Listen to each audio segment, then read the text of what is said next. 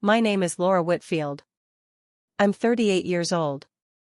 6 months after my grandmother died, I walked into a jewelry store to have her engagement ring resized, and the jeweler behind the counter looked at it for a long moment before saying, "I think I sold this ring about 4 months ago." I told him that wasn't possible. My grandmother had left the ring to me.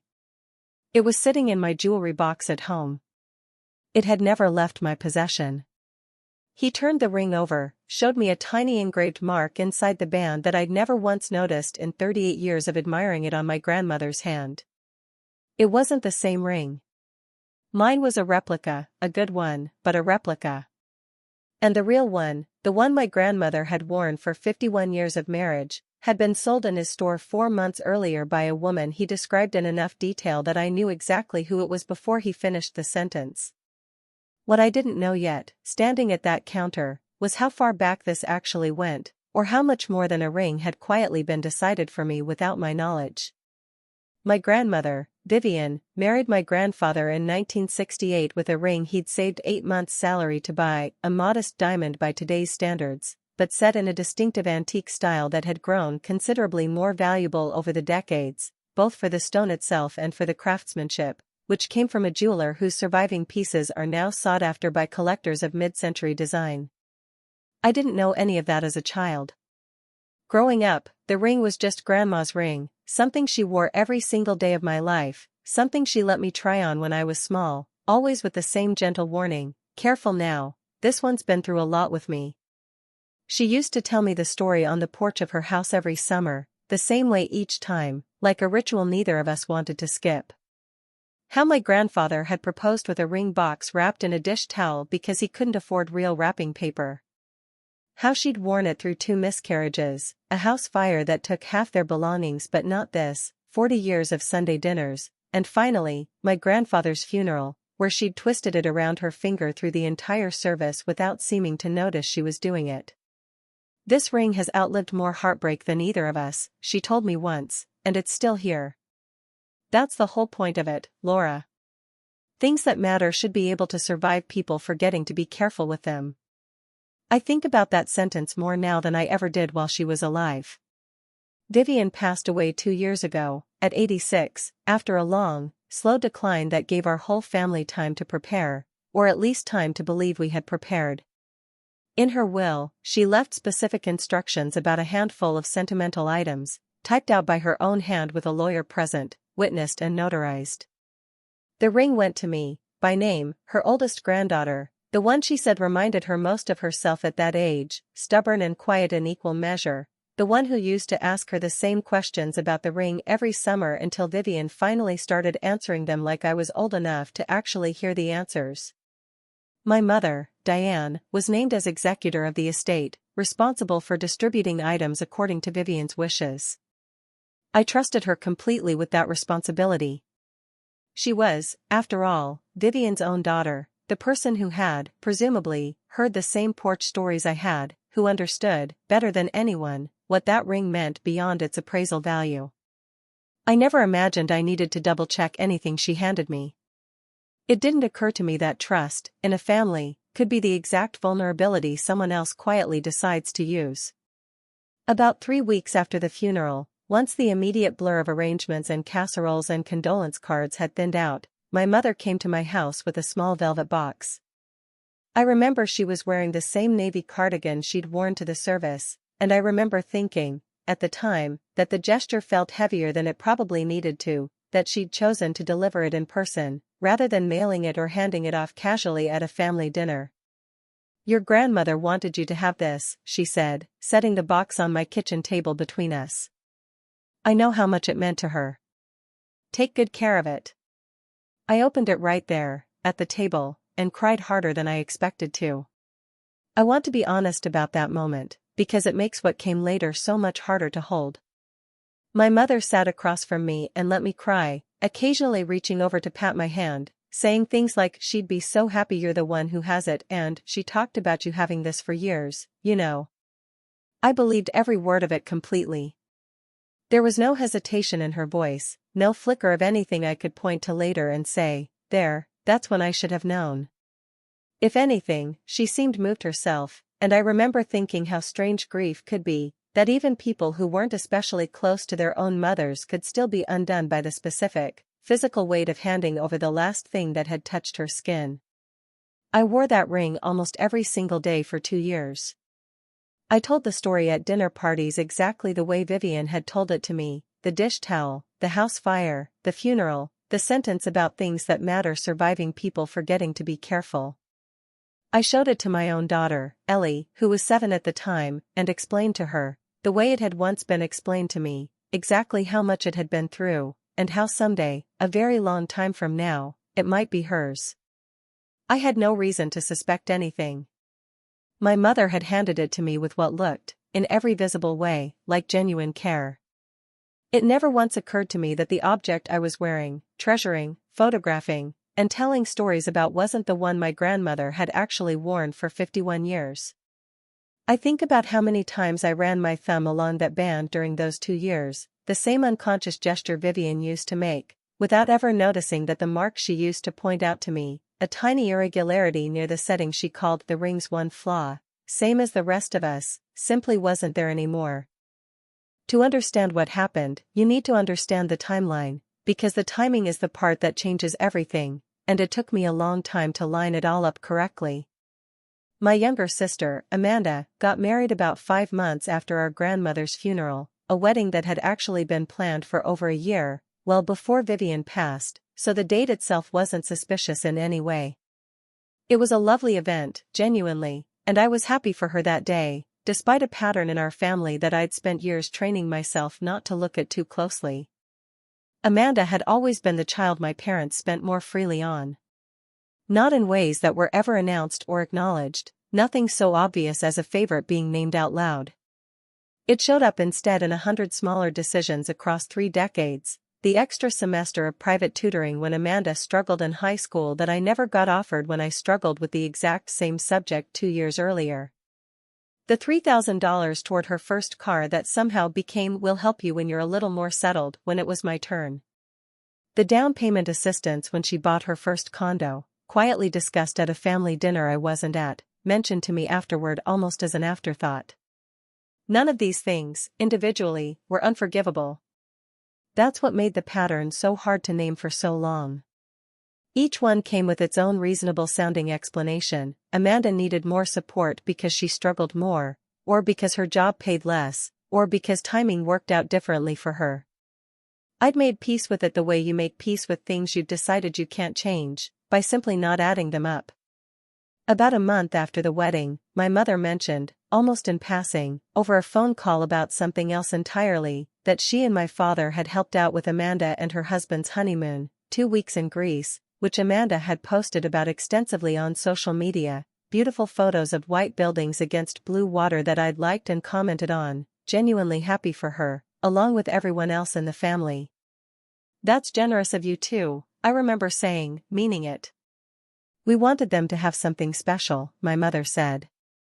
"You know how hard Amanda's had it the past few years." I didn't think much more about it at the time. My parents had money, not extravagant wealth, but a comfortable retirement, a paid-off house, decades of steady careers behind them. A contribution to a honeymoon seemed, at worst, like a familiar, uneven gesture in a familiar, uneven pattern I'd long since stopped fighting. It wasn't until the jeweler's counter, over a year later, that I understood exactly where that generosity had actually come from. I'd gone to the jeweler because the ring, the one I believed, without a shadow of doubt, was my grandmother's, had started feeling loose on my finger over the past few months, and I wanted it properly fitted before I lost it somewhere careless, doing dishes or gardening or any of the 100 small tasks I did every day without thinking to take it off first. I chose a shop downtown that specialized in antique and estate pieces, recommended by a coworker who'd had her own grandmother's brooch restored there and raved about the care they'd taken with it. It had no particular history with my family. I walked in on an ordinary Tuesday afternoon, expecting nothing more than a routine fitting. The jeweler, a man named Mr. Alvarez who'd clearly been doing this work for decades, his hands moved over the ring with the specific gentleness of someone who's handled thousands of pieces and still treats each one like it matters, examined it under a loupe for a long moment before his expression changed in a way I noticed immediately, even before he said anything. "This is a very good piece," he said slowly, turning it under the light. "But I don't think this is the original setting. The stone's real, the craftsmanship is solid, genuinely solid, whoever made the replacement knew what they were doing, but this band. I think I've seen this exact ring before. About 4 months ago, actually." I told him that couldn't be right. This ring had been my grandmother's for over 50 years, handed down to me directly after her death, never out of my sight since the day my mother placed it in my hands. He asked if he could show me something, and pulled up a photo on his computer, a ring he'd purchased from a private seller months earlier and later resold, photographed carefully for his own records before the sale. The way I gathered, he photographed every significant piece that passed through his hands. It was, unmistakably, the same antique setting, the same distinctive prong work, the same subtle asymmetry in the band that I'd always assumed, my whole life, was simply wear from decades of daily use. Except in his photo, there was a tiny engraved mark inside the band, barely visible even in the enlarged image on his screen, the kind of detail only a jeweler, or a woman who'd worn that ring every day for 51 years, would think to document. I looked down at my own ring, turned it over with hands that had started, very slightly, to shake. The mark wasn't there. Mine was close. Mine was, by any normal standard, extraordinary work. But mine was not the same ring my grandmother had told me stories about on her porch every summer of my childhood. "Who sold it to you?" I asked, already knowing, somehow, before he finished answering. He described her carefully, the way I imagine he'd been trained to for insurance purposes. A woman in her early 60s, brought in a prior appraisal from another shop, seemed to know exactly what she had and exactly what it was worth, sold quickly and without much negotiation, as though she wanted the transaction done more than she wanted top dollar for it. He didn't have her name on file for the sale itself. Cash transactions, he explained, weren't always fully documented on his end, but he did have the appraisal document she'd brought in with her from the other shop, which included her contact information from that original valuation. It was my mother's name. Her handwriting on a document dated 4 months before that day, describing a ring that matched, item by item, the one now sitting under his loupe. I sat in my car outside the jewelry store for almost 20 minutes before I could make myself drive home. I remember gripping the steering wheel and not turning the key, just staring at the dashboard, running the same sequence of thoughts in a loop that refused to resolve into anything I could act on yet. Mr. Alvarez had told me, gently, apologetically, what he'd paid for the ring when he purchased it, a figure that, once I got home that evening and quietly researched comparable estate pieces from that era and maker on my laptop at midnight while Adam slept beside me, put its actual resale value somewhere around $28,000, factoring in the stone, the craftsmanship, and the documented provenance a piece like that could carry with the right buyer, a collector who cared about the story as much as the carats. I thought about Amanda's honeymoon. 2 weeks in Greece, business class flights she'd mentioned once at a family dinner almost proudly, a boutique hotel with its own private pool that had become the centerpiece of half her wedding photos, the ones everyone had liked and commented on, myself included. I did rough math, late that night, on what a trip like that actually cost, and landed somewhere around $6,000, generously.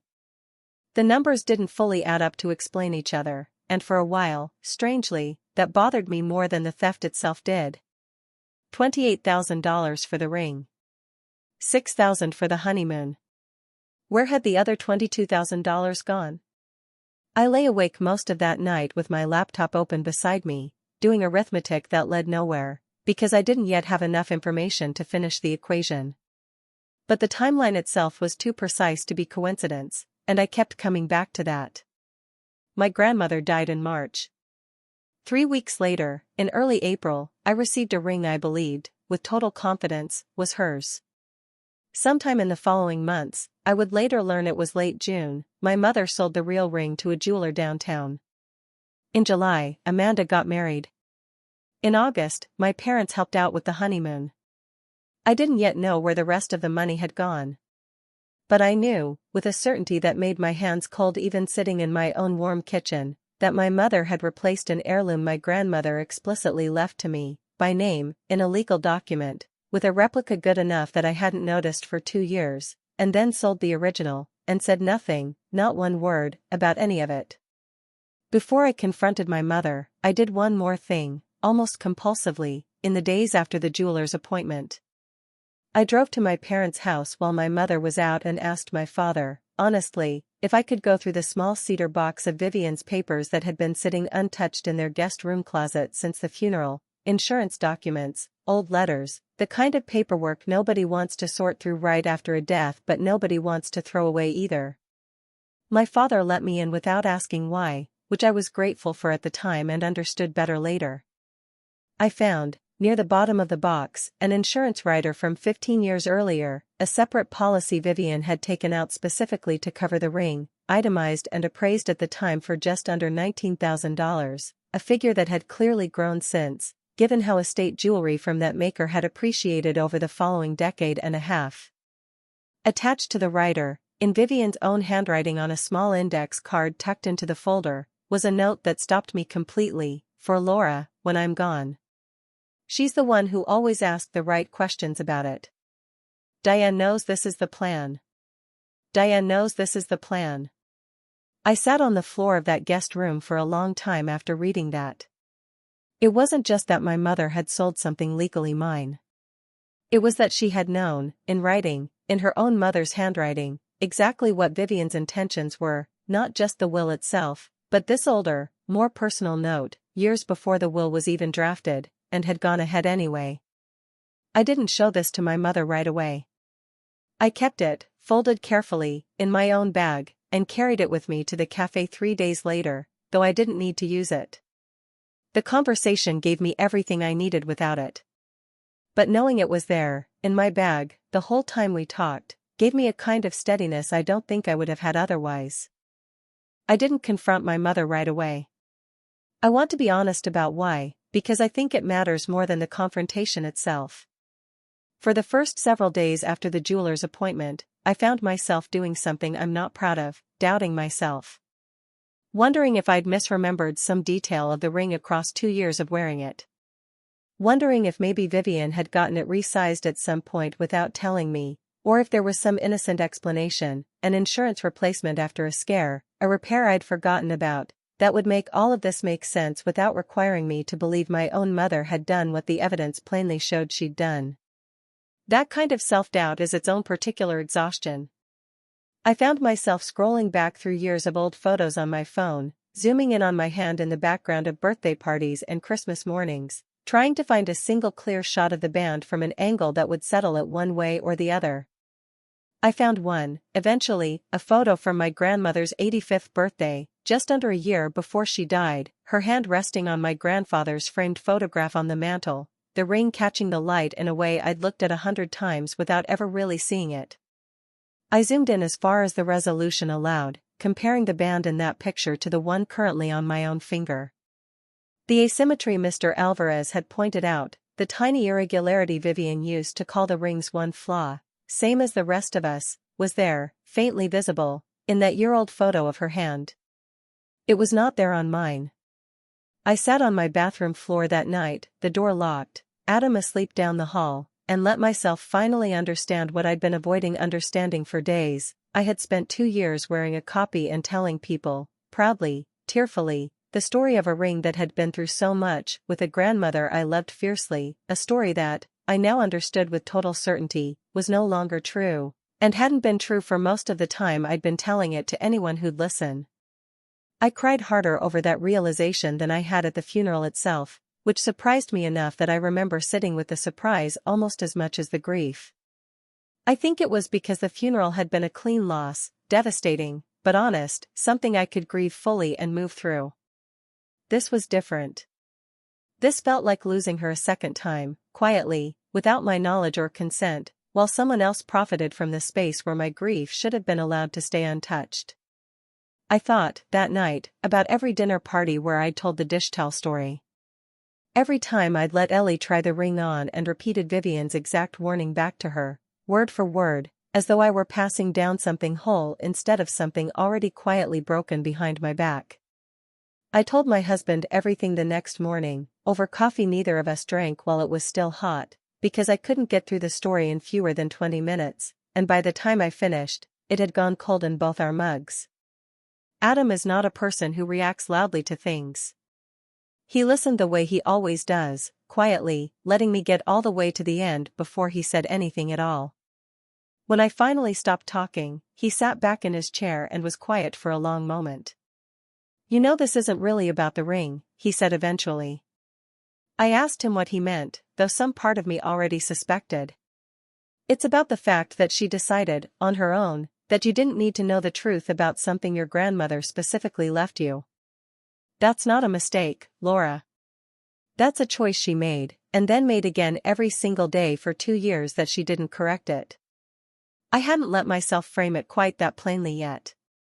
Hearing him say it out loud made something click into place that I'd spent the past week avoiding looking at directly, that this wasn't a one-time lapse in judgment I could explain away as grief-clouded thinking in the weeks after Vivian's death. This was a decision, made once, and then sustained, actively, through every conversation where my mother watched me wear that ring and said nothing. "What do you want to do?" Adam asked. I told him I didn't know yet. I told him I needed to see the whole picture before I decided anything, because some part of me still needed to understand exactly how far this went before I could figure out what doing something about it would even mean. I called my mother and asked her to meet me for coffee, somewhere public, because I didn't trust myself to have this conversation at either of our houses. I didn't want Ellie overhearing it, and I didn't trust myself not to raise my voice if we were somewhere I could. We met at a small cafe near her house on a Wednesday morning.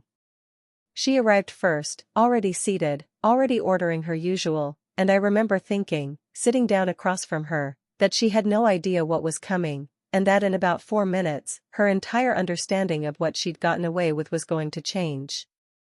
I laid it out plainly, without accusation in my voice, just facts, one after another, in the order I'd learned them. The jeweler.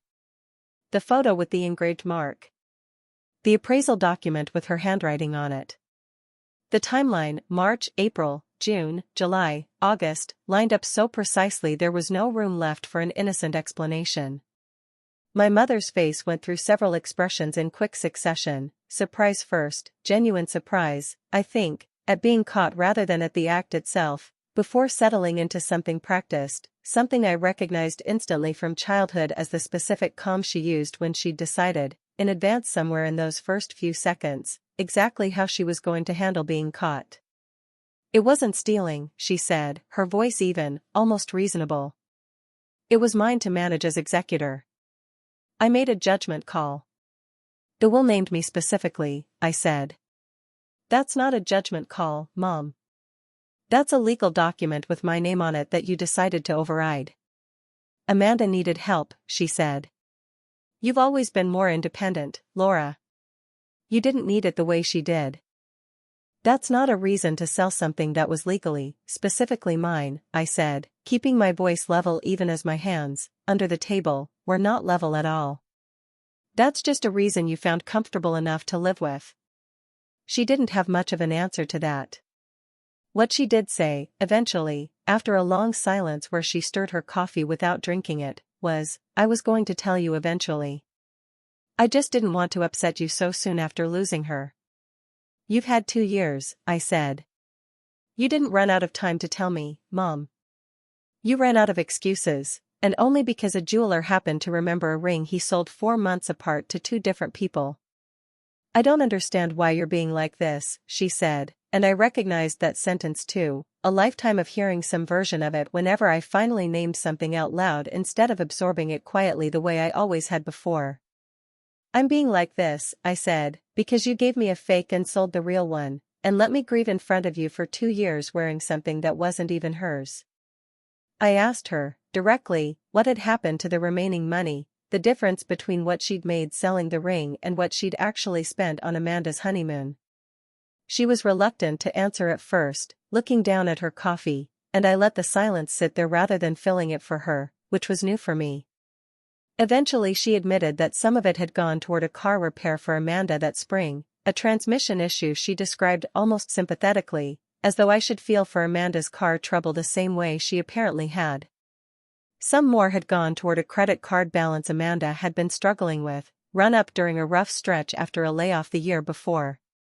The remainder, she said, had simply gone into my parents' general savings, in case anyone needed help later. I asked, plainly, whether anyone had ever, in practice, in 3 decades of this family's history, included me. She didn't answer that question directly. She looked at her coffee cup instead, turning it slightly on its saucer, and I understood that she wasn't going to answer it, not because she didn't know the answer, but because she did. I want to say clearly, even now, that I don't think my mother is a cartoonish villain in this story, and I think it's important to say that honestly rather than flattening her into something simpler than she actually was. I think she made a series of decisions, each one individually justifiable to her in the moment. Amanda needed the help more, I could manage without it, the ring was just a ring at the end of the day, wasn't it, and she'd be careful to give me something nice in its place. Decisions that added up, over months, to something she never would have described to herself as theft, right up until a stranger behind a jewelry counter forced the word into the open, whether she was ready for it or not. Before we left the cafe that day, I asked her the question I'd been sitting with for the better part of a week: why hadn't she simply come to me directly, told me Amanda needed help, and asked whether I'd be willing to contribute something myself, rather than making the decision quietly, alone, without my knowledge at all? She was quiet for a long moment, turning her coffee cup slightly on its saucer. "Because I knew you'd say yes," she said finally. "And I didn't want you to have to say yes to something that was already yours in the first place. I thought it would be simpler if you never had to know there was even a choice being made." I sat with that answer for a long time afterward, turning it over on the drive home and for many nights after. In its own way, it was the most honest thing she said to me during that entire conversation, an admission that she'd understood, on some level, all along, that what she was doing required my absence from the decision in order to work at all. Not my agreement. My absence. Those are not the same thing, and some part of her had clearly always known that distinction mattered, even if she'd never let herself sit with it directly until I made her. That doesn't make it not theft. It just makes it the specific, familiar kind of theft that happens inside families, dressed up as help, as judgment calls, as things that will be explained eventually, once enough time has passed that the explanation feels less urgent than it actually is. I debated for weeks whether to say anything to Amanda directly. Part of me wanted to protect her from a truth I suspected she genuinely hadn't known. I didn't believe, and still don't believe, that she'd asked my mother where the honeymoon money came from, the same way I'd never thought to ask where any of my parents' gifts to her over the years had actually come from.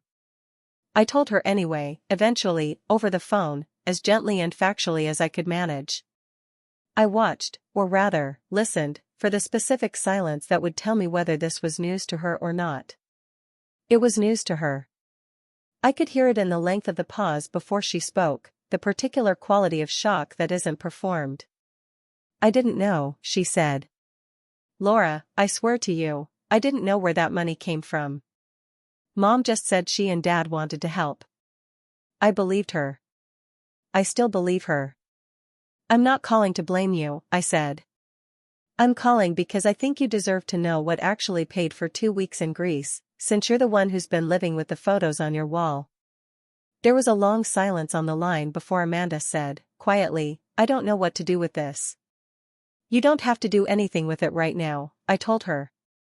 "I just didn't want to be the only one who knew the truth about our own family's history." That felt like something I wasn't willing to carry by myself. We didn't resolve anything on that call.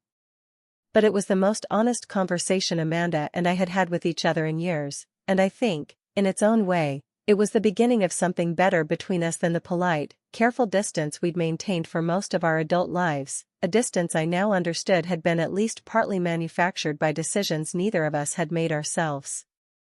I didn't sue my mother, though a lawyer I consulted afterward, a former coworker who specialized in estate disputes, confirmed I would have had a straightforward case, given the will's specific language naming me by name and the paper trail Mr. Alvarez was able to provide from the original appraisal document.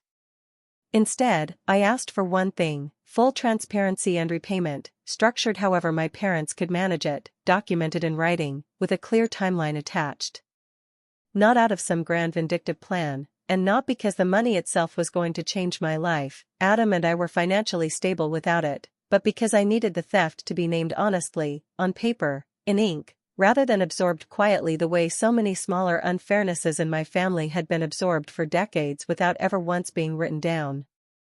My father, when he found out, and I believe, genuinely, that he hadn't known, or had known only vaguely and chosen deliberately not to look closely at something he suspected he wouldn't like, was the one who insisted on the repayment plan, over what I gathered afterward were several difficult, closed-door conversations with my mother that I wasn't present for and never asked about directly.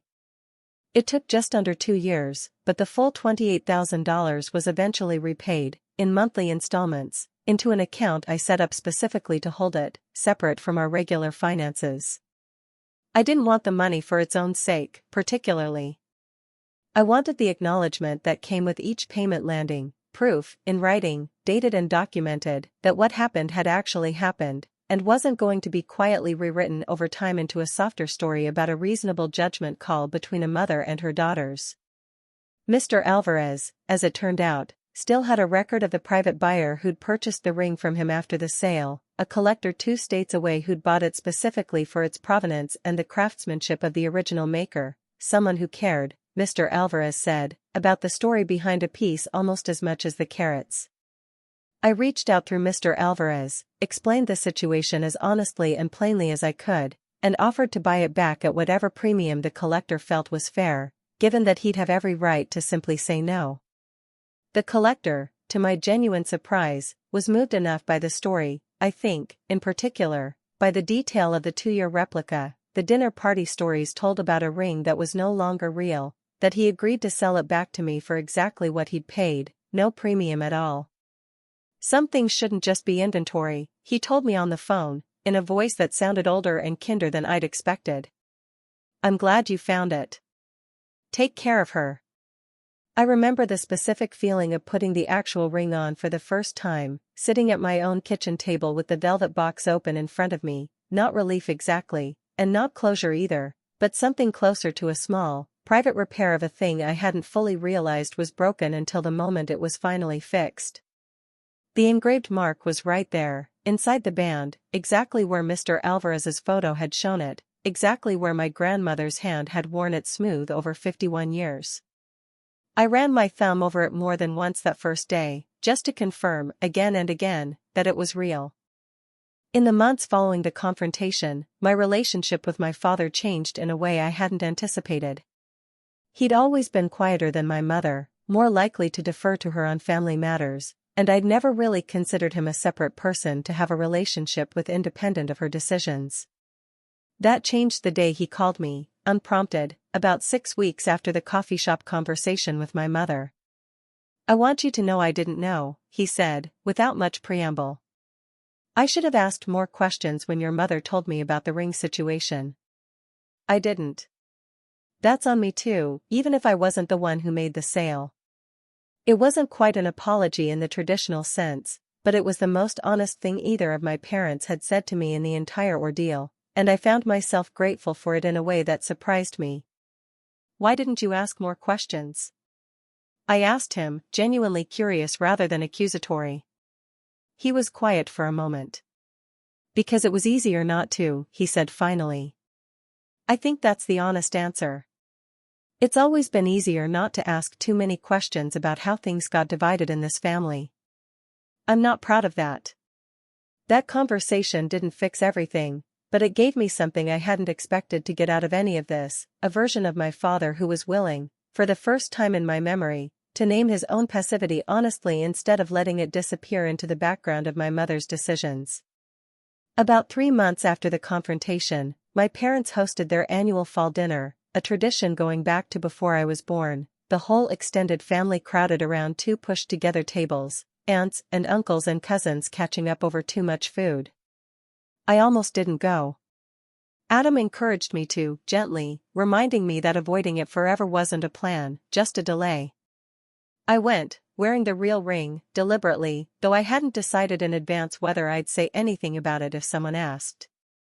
Someone did ask, eventually, my Aunt Carol, my mother's sister, who'd always had a sharp eye for detail and had apparently noticed, over the course of the meal, that the ring on my hand looked slightly different than it had at Easter. "Did you get that resized?" she asked, reaching for my hand across the table to look closer. "It looks different somehow."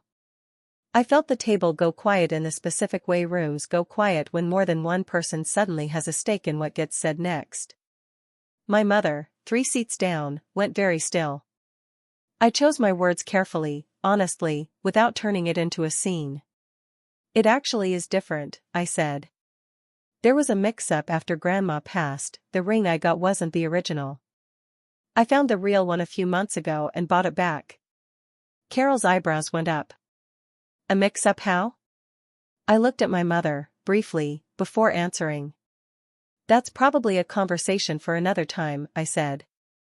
"But it's sorted now." I didn't elaborate further, and to her credit, Carol let it go, though I caught her glancing between my mother and me for the rest of the meal with the particular expression of someone doing quiet math they weren't going to finish out loud that night. My mother didn't speak much for the remainder of dinner. Afterward, in the kitchen, while I was helping clear plates, she caught me alone for a moment.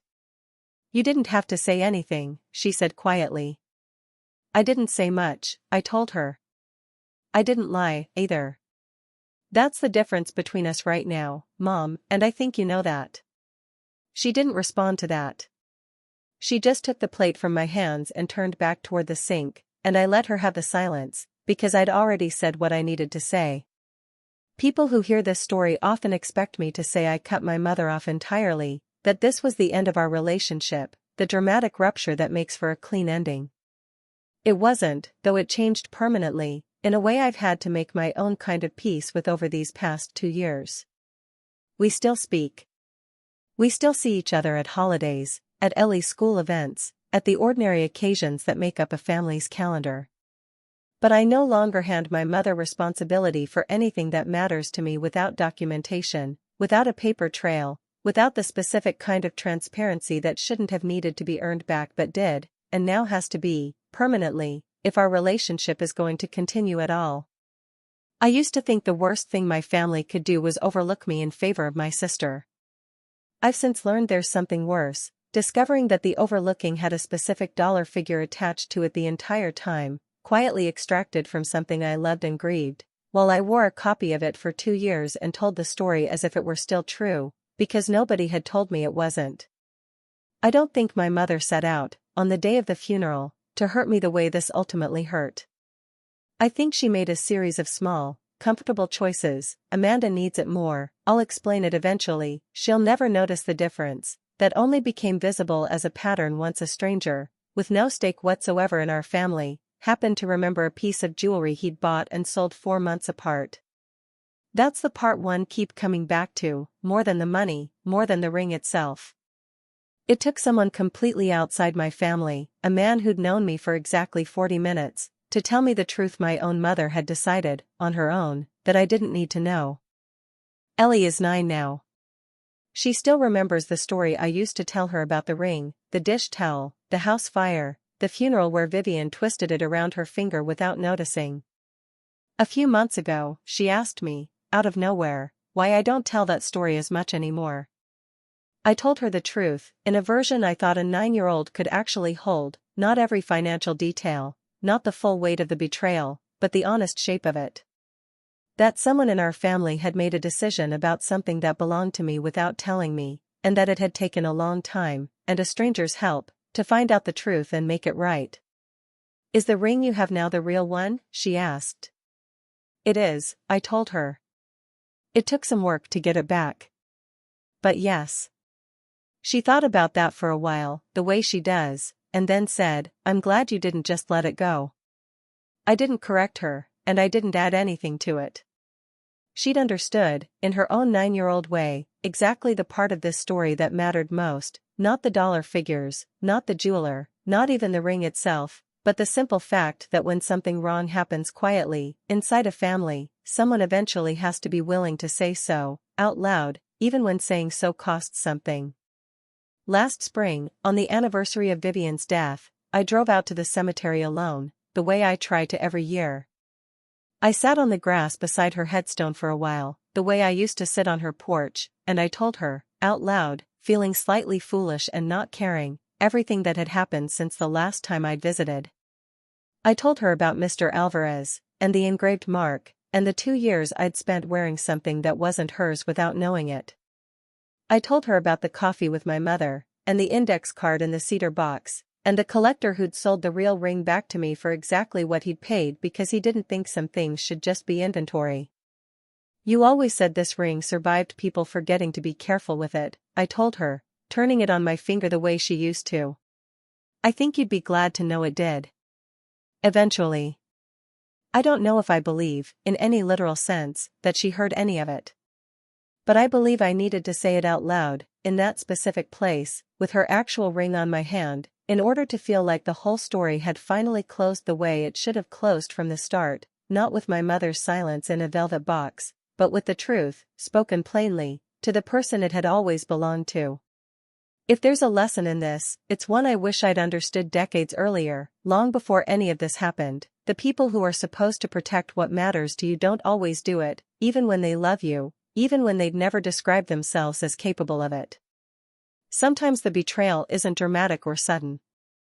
Sometimes it's a quiet substitution, handed to you gently, in a velvet box, with a kind sentence attached, and you don't find out the truth until years later, by accident, from someone who has no reason to lie to you and no stake in protecting the person who did.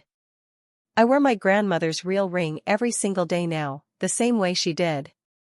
Not as a trophy, and not as a wound I keep reopening on purpose, just as what it always should have been. A ring that's been through a lot, the way she used to say to me on that porch every summer, including, now, a chapter she never would have wanted for it, but one I needed to survive and understand fully before I could put it back on my hand with anything close to the piece she always wore it with. I think about her sentence often now. Things that matter should be able to survive people forgetting to be careful with them. I don't think she ever imagined it would apply to the ring itself, quite this literally. But I think she'd understand why it took me 2 years, a stranger's memory, and one very honest conversation over cold coffee to finally live up to it. If you've ever discovered something in your own family that had been quietly rewritten without your knowledge, I'd love to hear how you found out, and what you did once you knew. Let me know in the comments. And if this story meant something to you, consider subscribing. There are more stories like this one coming every week.